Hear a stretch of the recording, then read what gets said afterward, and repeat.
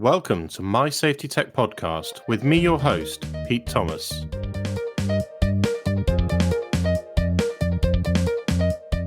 In this episode, I interview Andy Spence, Joint Managing Director at Britannia Fire. When I think about innovation in our industry, the first thing that sprang to mind was the P50 fire extinguisher. I'm really excited to speak to Andy and learn about the challenges he's faced when trying to launch a new and perhaps unfamiliar product in a highly regulated industry.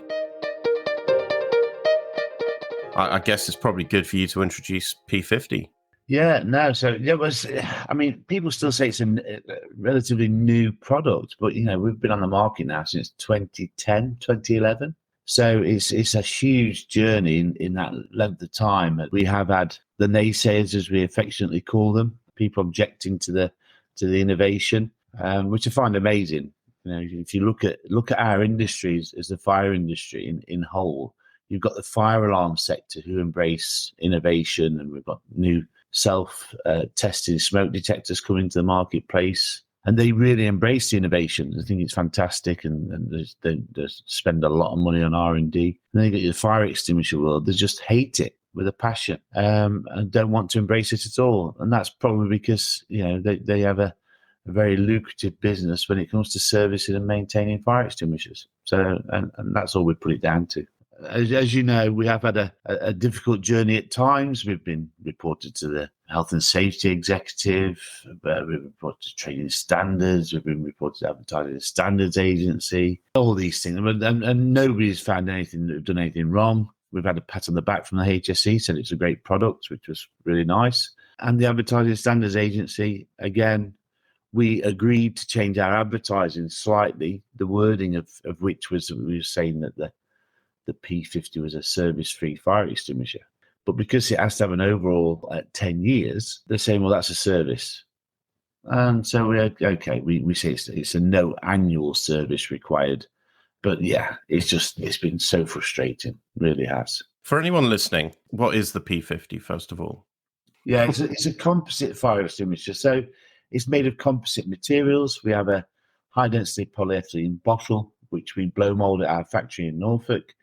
We then wrap it in Kevlar to give it its strength, so we make it nearly twice as strong as steel. And then we give an outer HDPE shell on the outer body as well to make it look more like a fire extinguisher. So it makes it lighter, it's easy to operate, handle, and so on and so forth. But it's just modern materials brought into this into the fire extinguisher world. But what that does, of course, is stop any corrosion, either internally or externally. So, and that's the main reason you service a fire extinguisher, to check the pressure vessel has got no corrosion or any damage or dents and so on. So the composite material is far more robust. Equally, there's no corrosion. So it's a great all-rounder, because that allows you to then not have to have an annual maintenance. An annual service. You still have to have a maintenance check, which is done in-house by staff members, but you don't need an external company coming in and checking them for you, which is huge cost saving. We saved Heathrow over £1 million just by swapping to these products for them. It's unbelievable that you saw a market that, if we think of fire extinguishers, how huge that market is globally. I don't want to put you on the spot, Andy, because you probably won't know, but how big is that market globally? Do you know? I don't know globally, but in the UK, there are 4 million fire extinguishers sold every year. That's from a study done a few years ago. 4 million a year? Yeah, which I would like to say we supply them all, but we don't. But we have a very small percentage of that marketplace, because most of the extinguishers sold in the UK now are brought in from the Middle East or the Far East. So there's only 2 British manufacturers of fire extinguishers left, of which we are one, and there's only one manufacturer in the world, as far as I'm aware, of composite cylinders, which is ourselves. Wow. Are they global? Do you trade globally, or is it predominantly UK? Yeah, absolutely. So we supply to Germany, to Europe, across through into Holland. We supply into the Middle East. We've actually supplied some products into China. We've got products into India, which I find amazing that all these countries are producing low-cost extinguishers and exporting them into the UK. But in those countries, they want British-made products. So if they don't want their own products, they want our products. But here, unfortunately, in the UK, we just have our head buried in the sand with the cheapest chips, and the cheaper the better. But we don't make cheap products. It's just false economy. We take pride in that we manufacture British-made products to highest standards, and our customers applaud us for it. Wow, yeah. So just so we can understand the sort of problem then, so you've got a metal-bodied fire extinguisher, and they last. Well, they have to have a full service after 5 years, don't they? So an extended service, don't they call it? Yes. Yeah. They get serviced annually anyway. So a basic service is carried out annually, and that can be a cost of anything from, very, very difficult to price exactly how much it is to have your extinguisher service. There's various different types of charges. Yes. On average, I'd say it's around about £6 to anywhere between £6 and £10 a unit to have it serviced each year. Yeah, I'd say that's fair. Yeah. And then at 5 years on a water, foam and powder extinguisher, it has to go through an extended service. You're right in what you say. And that can be typically in the UK, what happens is they don't discharge test them and refill them. They just bring a new one. So they sell you a new one, which goes in for another 5 years. And then the other one goes to landfill, which is, again, not very good for the environment and certainly not very good for the customer because they're just swapping out extinguishers every 5 years. Yeah, I agree with that. Yeah. Because one of the things with the extinguishers is very hard to recycle them. So although they're metal, you can't take them to a scrapyard because they're plastic lined, aren't they? Yeah, plastic lined. Some scrapyards will take them, but again, it's a pressurized vessel. So typically they say you've got to take the heads off so it's not dangerous. And there have been incidents with extinguishers causing injury to people. But the benefit, of course, with the P50 is that we don't have to do that discharge test every 5 years. We do it every 10 years. And that's because of the makeup of the cylinder. Because the inner HDP bottle, it's not going to corrode. There's no need to check it. There's no plastic lining to come detached from the steel cylinder. And the foams and the powders that we use are certified to last for those 10 years as well. It's a win-win for the customer and also for the environment. If you look at our carbon footprint, we can reduce the carbon footprint of most organisations by having less engineer visits. I've got a P50 fire extinguisher that I've had for probably about 3 years. Right. It's covered in mud, and it's not in my house. It's just in the back garden. Absolutely mint. I literally went up to it the other day, wiped it off. It's mint. There's nothing wrong with it. It's like it's brand new. They just don't corrode. When I was working in fire safety, the industry that I worked most in were holiday and residential parks in the UK, so caravan parks. And I don't know if you remember, Andy, but you used to have the boxes, the red boxes on the sites. Yeah. There were occasions, not through any fault with the box, I'll be careful what I say, but there would be an ingress of water. I mean, ultimately, you've got a plastic box outside. It's very hard to keep it dry. And then you'd have 2 metal extinguishers sitting in water for 12 months, and then someone would come along and service them. Well, when they service them, of course, they're going to have corroded, so they have to then replace them. And there's really very little you can do with the extinguishers. And what was happening is I was going to sites and I was just seeing more and more and more fire extinguishers out on site. And having worked in that industry, I've never seen a fire extinguisher used. So it just felt like an utter waste of money for me, for my clients. So I went, well, I need to sort this now. And I went down to the old FPA, booked myself onto a fire extinguisher service course, the BAFE course, went home, bought all the stuff, bought all the gas, bought the regulators, bought, boxes of O-rings and all the tools and everything. And then I phoned up my good friend and I said, I've got this service qualification now. I'm going to start servicing fire extinguishers. And he said, why? Just sell P50s. They're much better. And I saw it and went, well, that was a waste of $2,000 then. I literally went, did the course, did all my stuff and just went, yeah, this smashes it. And then I started selling P50s because it was just a better product for the end user. I don't know. Does that story sound commonplace? I don't know. That was my story anyway.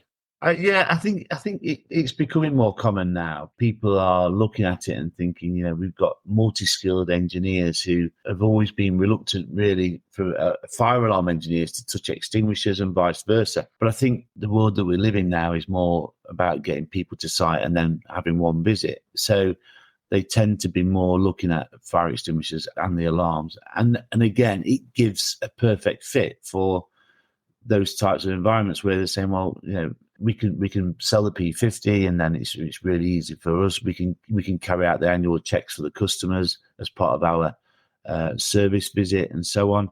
So yeah, that is becoming more the norm. And again, new people coming into the industry who've never serviced fire extinguishers before look at it and think, this is a lot easier approach. It's a lot smarter for the customer.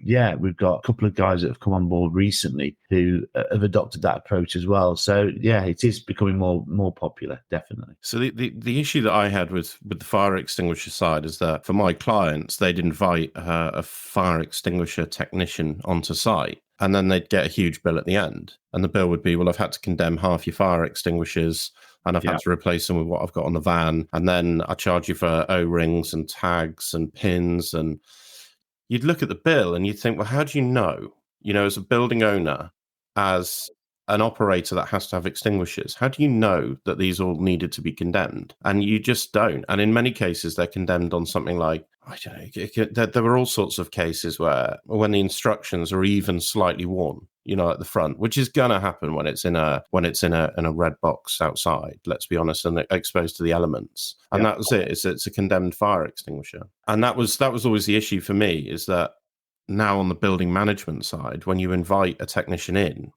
there is that feeling that you're just signing a blank check, because you've got no ideas how much is going to be condemned and how much needed to be condemned. And this is one of the other reasons why I like the P50, is that it's there for 10 years and it works, Yeah, you've got the transparency on your costs for the next 10 years. It's fixed, that's it. That's what you're going to pay. You've got a 10-year guarantee with the P50. So any issues, then it's covered. And this amazes me every time I do it, but we do a cost comparison for all our customers. We offer this service, and we say, basically, look, the price of our P50s.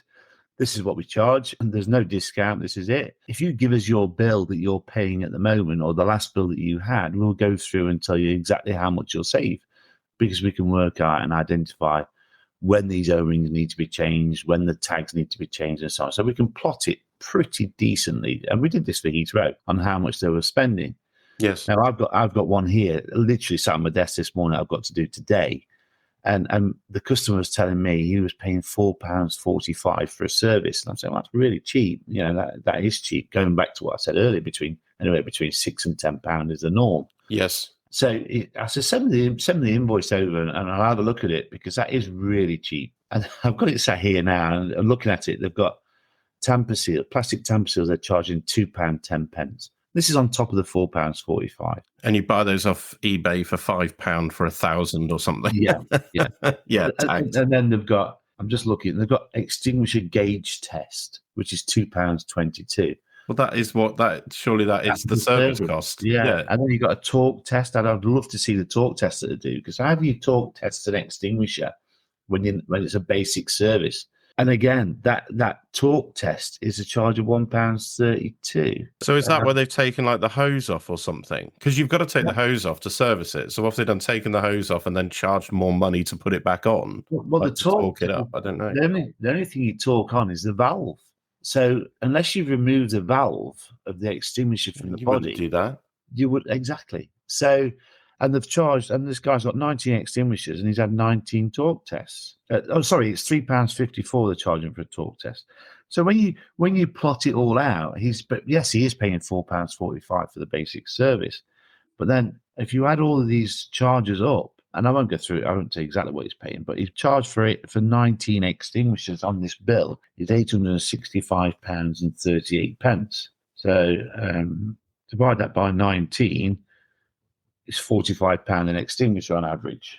I mean, you could just buy new for that if that's what you wanted to do. That doesn't make exactly. any sense. And that's there are a couple of replacements in this. That's not even an exact figure, but this guy is royally being ripped off for these prices, definitely. So, and doesn't even realise it, because it's all in the small print, isn't it? It's like, like you said. Yeah, actually, when we started talking, and he got the invoice out in front of him, and he started, and I think the sort of penny dropped, and he was like, "Wow, this is and this is common practice. This guy's not on his own. We come across this very regularly, and we just tell the customer, well, look, this is what you do, and this is what you're being charged." So yeah, And that's another reason why the naysayers don't like the P50, because we are transparent in what we tell people. Yeah, that's amazing. You used to hear so many stories. And one of the stories when I started was that someone would come to site, they would condemn all the extinguishers and sell you all the stuff that they had on the van. They then take the condemned extinguishers home, wipe them off, put a new sticker on the back, and then sell them to the next site. Now, I'm not saying that I've seen anyone do that or heard of it, but it's a rumor. And I just think as a responsible person, it's very hard to sort of disprove that or to say that that couldn't happen in the industry. And the other thing was, it's the nickname Shine and Sign, just a shine and sign merchant. Wipe the top off, sign the back, and then that's your £5. And I did used to see evidence of this, and I did used to post that on LinkedIn, particularly when I started with the P50s, and then I faced a lot of backlash from the naysayers. So one of the things, they don't like you buying extinguishers offline because they say, well, it's got to be commissioned on site, because how do you know that it's working? Which is very weird, to buy something and then have to have a secondary test to make sure that it's actually working the way it was sold. That's very unusual. There's a story behind that as well, actually. And this is like 20 years ago, probably now, when the first internet sort of shops started appearing selling fire extinguishers. So what happened was, you never used to have the extinguishers commissioned on site as part of the British standard, which I need to say that the British standard that these guys all work to is a voluntary standard. Yes. It's a code of practice. It's not law, as much as they'll have you believe it's law. It's a voluntary code of practice. The law is the Regulatory Reform Fire Safety Order, which says if you have fire extinguishers, you should have a scheme of maintenance. Yes, which we applaud and which we work to. But what happened when the internet shops started opening up, they changed the standard, and these guys do it regularly. So they changed the standards to stop people buying them offline and just putting them on the wall. Now, so the commissioning came into line when the advocate of the internet came on board. And that's what they do. So these guys change this code of practice on a regular basis to ensure and protect their income stream. Who wrote the British standard then? So there's a panel of members that are predominantly service companies who sit on these panels. Some of the big boys sit on there. I'm actually a panel member as well, but I tend to be the lonely voice in the corner that objects to a lot of these things being introduced. But how long did that take you to get on that panel? Well, it was met with a lot of resistance for a number of years, and I tried to get on via our trade association, and I kept scoring a blank there. So we joined another trade association, Composites UK, and they managed to get us on there. So that was another issue we had, trying to get representation. And the Composites UK had a very similar experience when it came to manhole covers, because they make manhole covers out of composite. Right. Posted steel, and they had resistance from that. So they was well versed in it and assisted us to get on there. But so at the moment they've just changed BS 5306 Part 8, which is a commissioning standard, and they've just changed this now to say that you can't use water-based products on live electrics, which is everybody tests to the British standard. Everybody gets a certificate to say you can do so. We test up to 1,000 volts at a distance of 1 meter. It's common practice across mainland Europe. And some of these service companies who've objected to this and instigated this is really funny. So these guys have objected, saying, it's dangerous, which is absolute nonsense. Yet their sister companies across Europe sell the same products into their customers. So it's all only seems to be in the UK, so it must be something to do with the UK water. I would imagine. It's ridiculous. Well, like the hardness of the water suddenly means that the extinguisher can't be used on. Absolutely ridiculous. These guys, and it has to be said that these guys have pushed their own agenda here, but not for the good of the industry, not for the good of the end user. Created ambiguity, but. If you look at the whole mainland Europe, this is safe. This is safe to do. So we sit outside the standard anyway. So we continue doing what we do. And I think these guys, the days are numbered, really, because people are just getting fed up with it. They see it for what it is now. And then they just think, you know what, this is ridiculous. And when something else comes on, they'll change the standard again. They did it with the internet. They did it with the P50s. They've done it with water mist products. Just if they can't, all they want to do is sell you 2 extinguishers. service 2 extinguishers, and at the end of the 5 years, scrap 2 extinguishers off. Yeah, absolutely. And that was what I was going to say, circling back to the thing about the commissioning. I used to see it all the time in terms of when you have a new fire extinguisher, you've got the pressure gauge, and then you've got a little hole for the testing. And that's where you normally put your little dot on, like a little green dot or something. But it's normally got like a little clear plastic dot over it in the first place. I'm guessing that's to sort of protect the gauge or the valve itself, the gauge itself. You used to find that left on there all the time because they're a pain to peel off. They end up breaking your nails. I know that sounds silly as a bloke to say, but if you're sitting there peeling those off 50 extinguishers, you sort of know about it. They're quite a pain to get off. People wouldn't bother to peel them off. So when they say that they've done like a pressure test on the gauge, they clearly haven't done. So this whole thing of commissioning basically means taking it out of the box and putting a label on it and charging another £5.99 or whatever it is.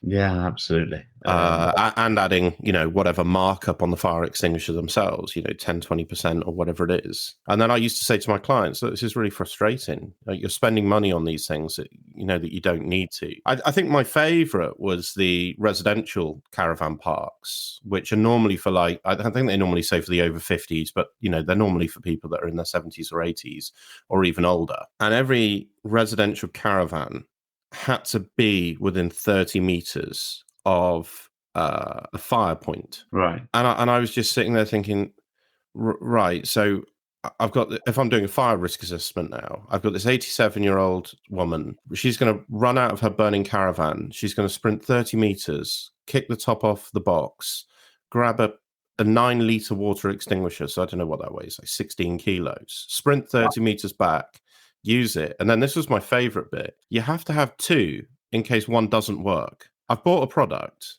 but now you have to sell me 2 just in case one doesn't work. And then so she's got to do that. It's never going to happen, is it? I go to some parks and there'd be a firebox every 5 meters with 2 extinguishers in it. I mean, some parks had over 1,000 fire extinguishers that'd never be used, would literally just sit there and rot and then get replaced in 5 years and swapped out. And something felt wrong about that situation. Something felt like it needed to change. Yeah, but unfortunately, the people that write this code of practice, that's how they make the money. So, they if you look at fire ratings on an extinguisher, so a fire rating, don't want to get too complicated on this, but a typical 9-litre water, as you just talked about, as a typical 9-litre water has a 13A fire rating. Now in the standard, it says that on a level floor, you've got to have a minimum of 26A as a fire rating. So that means you've got to have 2. So what we did when we developed the P50, we got the P50, the first generation of P50s that we did was a 27A rated one. So therefore, you only need 1. So we've gone against the whole agenda of what these people are doing, of trying to sell you more, service more, and maintain more, and scrap more. And we've gone to say, no, you don't need 2. You can have 1. It's got the same fire rating. It will work. It's got a 10-year guarantee. And that's where we get the resistance from all this trade. Saying, oh, that's ridiculous. They're selling less units. And yeah, we are, because we're looking at it from a customer's point of view. And they don't see it from the customer's point of view. And this code of practice, this voluntary code of practice, I say, and I'm not the only one with this opinion. No, you're not. Is used more like a salesman's charter as opposed to a document that keeps premises safe. It really is. Or the standard says this. I mean, if you go back again a few years ago, there was an incident on powder extinguishers where one of the big boys, who remain nameless, put some powder extinguishers into a church. I'm talking 20 years ago at least. And some kids got into the church and vandals, and they discharged the powder extinguishers, and it went into one of the organs in the church and caused an awful lot of damage. And there was an insurance claim, and the insurance company sued the fire extinguisher company because they put these powders in, and they was trying to blame them, and they won. Subsequently, the fire extinguisher company appealed, and they won against the findings. But that meant that then they changed the standard again. So they said that powders inside premises is a big no-no. Now, if you go to America, it's powders. 99% of every business has powders in there. And they say, they can hinder your escape. I get that, because it drops the You can't see you can hazard your escape because of the powder Reduced and visibility. Yeah. but it puts the fire out a damn sight quicker than anything else. So, purely and simply because of this one action that happened, they changed the standard. And that's the power that these people have on this standard. It's ridiculous. It really is. It is amazing. And actually, just for anyone listening that doesn't realize how sort of challenging this industry is, when I would find things like as an extinguisher that someone's charged to be commissioned and they haven't removed that sort of clear plastic label on the gauge, I would post it on LinkedIn. And I even started doing like a little video or something, a bit of sort of self-promotion video on it. And I'd be very careful not to sort of show a label. It's not my intention to sort of name and shame, but it was my intention to share some information in the industry that I worked in. On one occasion, I think in the background, you could see the outline of a label from the company. The video went live on LinkedIn. And bearing in mind, like, I wasn't followed by a lot of people. It's very niche, that sort of caravan park industry.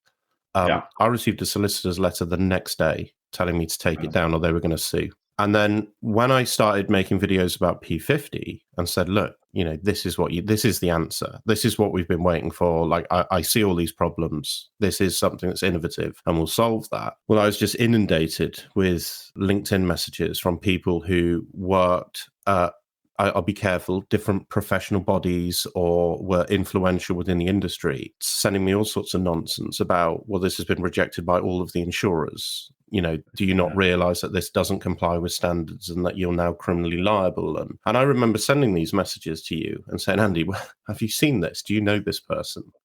And so I guess that's the sort of person that you're talking about when you say the naysayers. Yeah, absolutely. There's nothing we've not seen. One quick story was we'd sold some P50s into a company, and this naysaying company went along and said, "Oh, you can't have these, and I need to condemn these, and so on and so." And you know what he did? He actually chopped the hoses of the extinguishers off. There was nothing wrong with the extinguisher, but he cut the hoses off so the customer couldn't use them. This disgruntled customer picked the phone up to me. And rightly so, absolutely, and brilliant that he did, because he rang me up and said, "We've got this extinguisher guy here now. He's saying that these are condemned and so on and so forth." Absolute rubbish, he was telling him. And I've spent all this money with you on these extinguishers, and now he's condemning them. And I've got to go back to traditional steel ones. I said, "Well, no, you don't. He's telling you lies. Put him on the phone." And this guy wouldn't come to the phone. But I said to him, "Well, no, he's wrong. He's told you wrong." I said, "Well, he's chopped all the hoses off now." I thought he needs to replace them then. He had no right to do that. So, to cut a long story short, this guy then called me up afterwards and said, "I need to replace these hoses for this customer. How much are the hoses? How much do they cost?" And so it's the same price as an extinguisher. He says, "Yeah, but that can't be right." I says, "No, we don't sell hoses separately. We sell them with an extinguisher. They're fitted in a way that they can't be tampered with and removed. You've chopped them off, so it's the same price as an extinguisher. So if you want to replace them, you have to replace the whole unit." Yes. And he was like, "Well, that's wrong." No. I'm not wrong here. You are. You've decided to do something dishonestly, so you can pay the price. So we sold him new units. He had to buy them reluctantly. He had to pay for them, and we made him pay up front as well. So, bad day for him. And I think he's stopped doing it now. It just seems difficult. I think I kind of understand, like, people have got to make a living, so they sell fire extinguishers, and I think people have got to be aware that it's really their job to sell you more than you necessarily need. But where I would sort of have real issues as a fire risk assessor is if I went in, say you take like a small holiday park or something, they've always got those little like a little fish and chip outlet. Do you know what I mean? The little ones that you'd get on like a traditional beachside caravan place. They've always got the little fish and chip shop. And you look at the risks in that fish and chip shop, and as a fire risk assessor, I would say, well, the biggest risk are the deep fat fryers. That's that if there's a fire there, that's where your risk is. And then you look at the fire extinguishers that have been installed and provided and recommended by the fire extinguisher technician, and there'd be a wet chemical. Well, that makes sense. That's what you'd use on a deep fat fryer. But then next to it, there'd be a water, a powder, and a CO2. None of which you would use in that situation. Well, now you've caused confusion for your staff when there is a fire. Now you've actually introduced a danger. In my mind, that's my opinion. Yeah. So there is this sort of element where I'm sort of like, not sympathetic, but having sort of worked in that industry a little bit, I can understand that as a business owner, it's your responsibility really to make sure that you know that you're not getting ripped off. What is it like? Caveat emptor, isn't it? It's like it's your responsibility to sort of know this if you're going to run a building. But at the same time, then if you do have a technician that comes in that actually starts introducing a danger into the buildings, that's when it would really annoy me. But these guys are deemed experts, so you would take them. You for have to trust. Yeah, you give them the trust, and don't get me wrong, there are some really, really good fire extinguisher companies out there that are very, very good and will risk assess properly. They will ask for the risk assessment. They'll work to that as well. There's some really, really good ones. Absolutely agreed. Yes, but also there's some not so good ones, but it doesn't take long for them to get found out. The not so good ones when they're coming in, like we said before, replacing stuff all the time and big bills and stuff. People are waking up to it now. So, but there are some really good guys out there who do a really good job, and I applaud them for that, what they do. But yeah, absolutely. So, have all these challenges now gone? Because I see P50s everywhere now, by the way. If I go to Pure Gym in the morning, P50s all over the country. P50s in hospitals, P50s in airports. I see them everywhere, all workplaces. Is that it? All challenges now done and dusted, and now the P50 is absolutely flying. That's what it seems like. Yeah, I think it's getting less now. I mean, if you look at social media as an outlet for advertising and people posting stuff as they do, and that vexatious campaign we had from these people, it was quite funny because what people didn't realise with social media is that if you comment on somebody's post, then that accesses you to all their contacts. We was getting phone calls from people who were really fired up against the P50. And we had one customer, and it was a big customer, real big chain, who said, "Look, you really got this guy fired up. So whatever you're selling must be really good. Can you come and see us?" And we did, and we went and we got the contract, and we're still rolling out to the number of their sites. And so it was great. It was great that I was doing it. But what happened was I went to an industry meeting, and one of the guys asked me how I was getting on with the P50, and I explained to him what was happening, and said to him, they don't realise that when they comment that they're giving us access to all their customers, and it's great. It's fantastic. And you know what, Pete? The very next day, it stopped. People stopped doing it. So the person I was talking to must have got something out there to a lot of people in a very short space of time. Say, for God's sake, stop saying stuff on his posts, whatever you do. Your customers are accessing it. But so yeah, we still get a little bit of issues with it, but we just tend to rise above it now. Let them get on with it. Absolutely. Like you say now, it's got to the point where it's like free advertising. But was there ever a point when you were like, I'm not sure about this anymore? Like, did you ever face that much resistance that there was a question as to whether the concept can continue? Not really. I don't think it made me more determined, if anything, that it would be a success. And the hashtag that I use is that they said it would never take off because all the trade was, it'll never work, and it has. And I always said at the beginning, it won't be the success of the fire trade that will make the P50 successful. It'll be the end user because they'll embrace it, they'll want it, and they have. And they all say, "This is fantastic. It's exactly what we need." And the NHS, look at the NHS. We're saving them millions of pounds a year in servicing costs, which is fantastic. So it goes back into the pot. You say airports. We saved Heathrow £1 million. We saved Anglia Water £750,000, I think it was. And these are huge numbers, aren't they? For something that, to be honest, is never going to be used, and you want it never to be used. We engineer the building not to have to use a fire extinguisher. It's the last thing anyone wants to use. And to be saving people £1 million on something. We all want to protect our buildings, but Absolutely. We want to protect our people. Our people is the key. And I always say to everybody, look at what the fire extinguisher does. If you have got a situation in any of your properties, buildings or offices, whatever it may be, and you need to escape that building and there's a fire in your way, that's what the fire extinguisher is for. It's to get you out. Anything more than a waste paper bin, you shouldn't be tackling it anyway. The extinguishers will do more than that, but in trained hands with proper PPE applied, etc., that they will be able to be used. Get out of the building. Just get out from the emergency services, let them deal with it.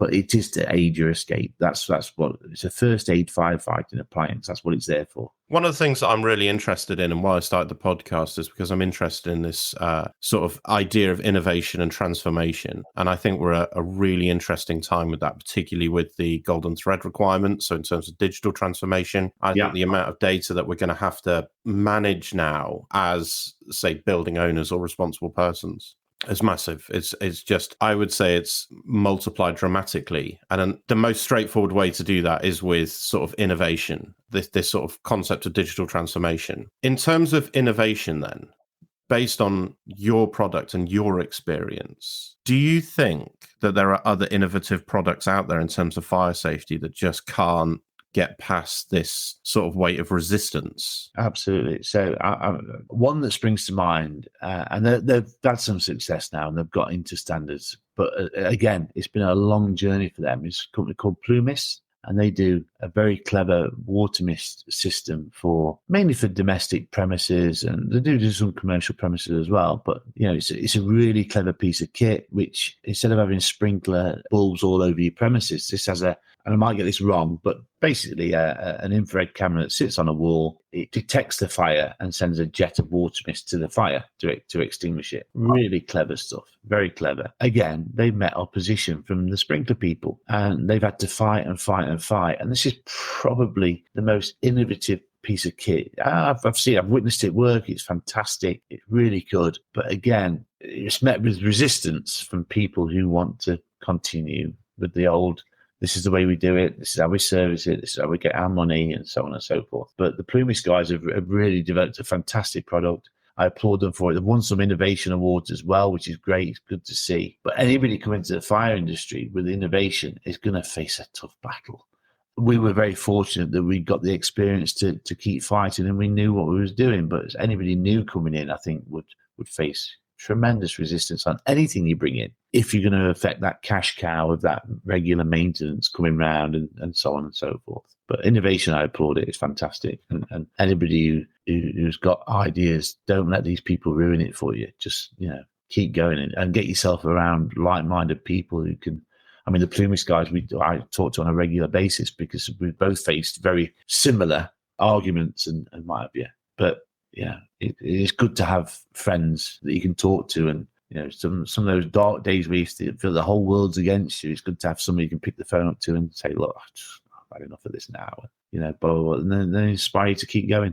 Absolutely. Do you think it's the same overseas? Have you had that experience overseas, or is it only the UK? I think it's the UK that's the dominant one. We sell a tremendous amount of units into Germany. Germany is probably our best market. They embrace innovation, and we've had some great success there, as we have in Holland as well, or Netherlands. It is difficult in the UK, and again, I go back to these people that sit on these committees that write this voluntary code of practice, who they do very different things in mainland Europe to what they do in the UK. And you just sit there and think, how hypocritical are you that you're doing this in other countries and selling them this way, but in the UK, no. And that's wrong. That is very wrong. I think that's really difficult, isn't it? It's a really difficult balance because no one is going to sort of call for all these standards to go. We've got these standards for a reason. We've got this guidance for a reason.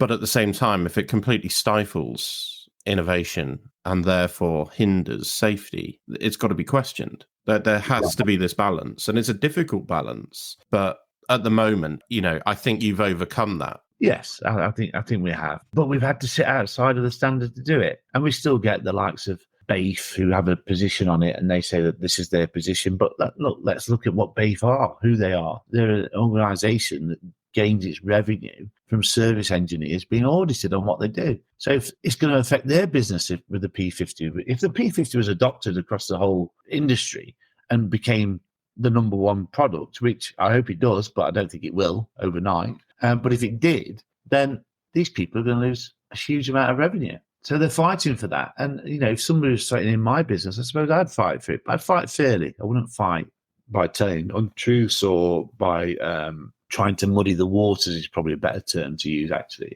We're all there to earn a living. We're all there to make the world a safer place. and we should applaud innovation. We should embrace it, and because things move on. If you look at people that failed to innovate, Nokia. Everybody had a Nokia phone years ago. I can't remember the last time I've seen a Nokia phone. Blockbuster, Netflix came along. These people who failed to innovate, Kodak. The list is long, where they failed to innovate and got left behind. Paid the ultimate sacrifice, especially with Blockbuster and bust. It's all about embracing innovation and working with it, not against it. In my eyes. Absolutely. And I think the joke is, Andy, I've probably got an old Nokia phone in a drawer downstairs, and I reckon it's probably still got battery. Yeah. They never ran out of battery, did they? Never.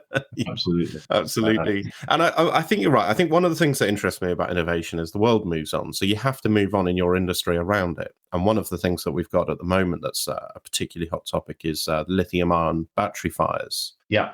What's your thoughts on that and where to go? I've seen that we have started to roll out products now in terms of an extinguisher to deal with a lithium-ion battery fire, but the videos that I've seen indicate to me that we've still got a lot to do. Yeah, I mean, again, standards drag the heels. In Holland, there is now a standard. I think it's MTA 8135. I think something like that. Who've done a standard for portable fire extinguishers for lithium-ion batteries. Now, let's look at lithium-ion battery fires and the size of these batteries. So anything larger, I would say, than an e-bike, don't go anywhere near it. If you're looking at, we've had experiences of our customers, one big chain of hardware stores had a lithium battery go off in their store and actually put it out with a P50. And I don't know if that was just by chance or not. I don't know, but he did put it out. But laptops, iPhones, power tools,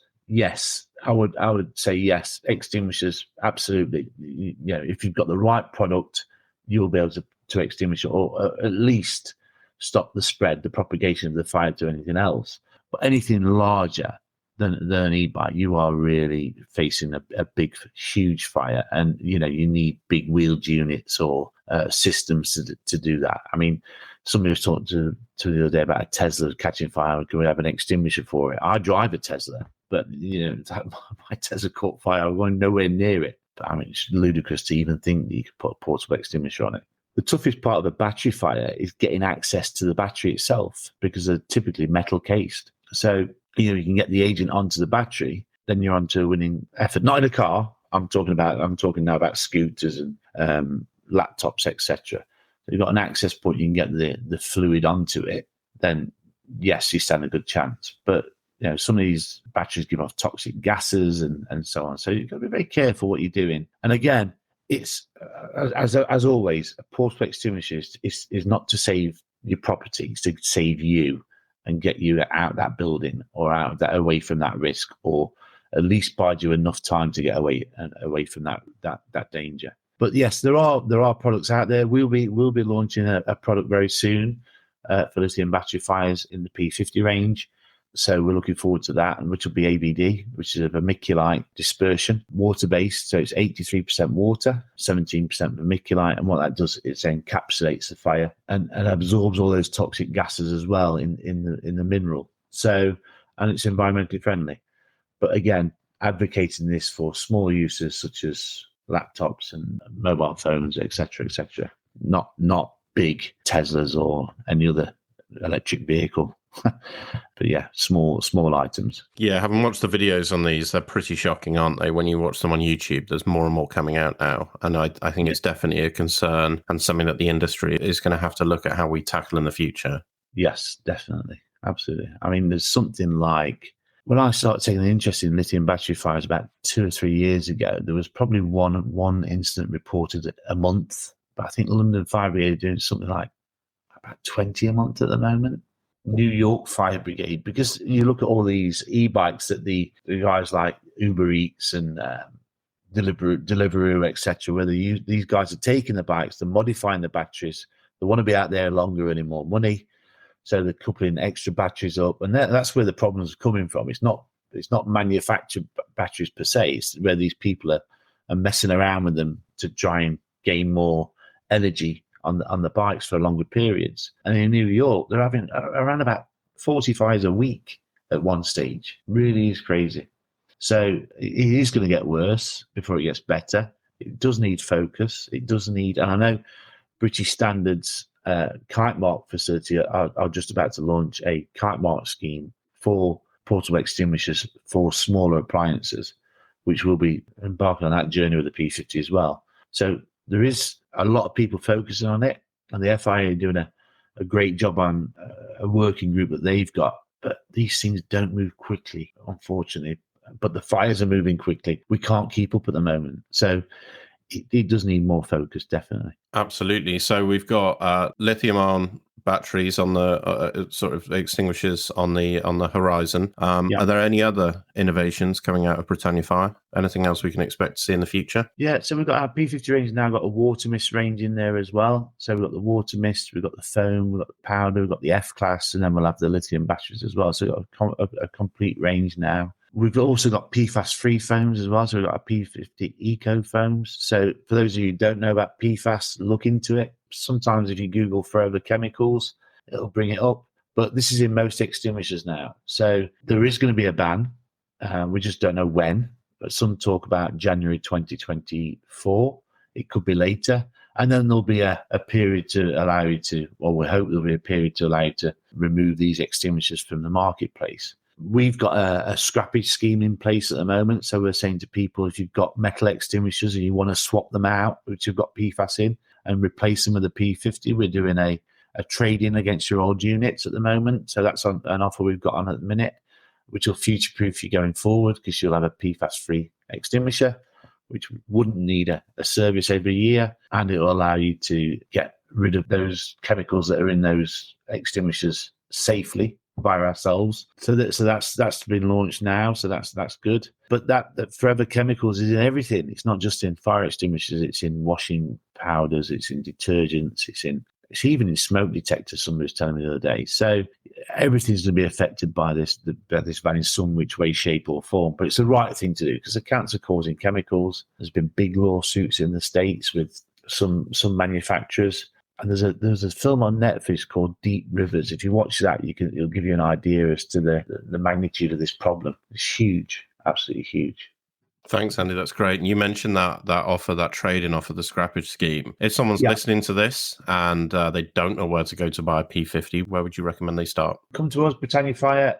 We've got a number of distributors as well. But if you just go to sales@britannia-fire.co.uk, then we'll direct you to the right distributor, or we'll deal with your inquiry for you. It's not a problem at all. Good. That's cool, mate. Well, look, Andy, thank you so much. Honestly, I really appreciate your time. And okay, mate. Brilliant. Thanks for your time. Thanks for the invite as well. Thanks, Andy. Thank you so much. Right. Cheers. Thanks, mate. Bye-bye. Bye-bye. When I think of innovation within fire safety, the first product I thought of was the P50 fire extinguisher. Ultimately, fire extinguishers are there to preserve life. In theory, we hope they will never have to be used. It surprised me when Andy said that 4 million fire extinguishers are sold in the UK year on year. And I really shudder over the environmental impact that this could have. I was also surprised when Andy said that the introduction of the P50 into Heathrow Airport had saved over £1 million. And I wonder where £1 million could be spent elsewhere on fire safety to make better improvements. It's amazing then that a product that is so revolutionary and has so many benefits has faced such resistance from the sector. It was interesting chatting to Andy about the standards and the guidelines, and I do have to wonder if those standards have been written to maintain the status quo, and perhaps we need to look at writing standards with innovation in mind. And perhaps a way to gain further improvements in fire safety is really to embrace change and innovation within the industry and not be so resistant to new and innovative products and ideas.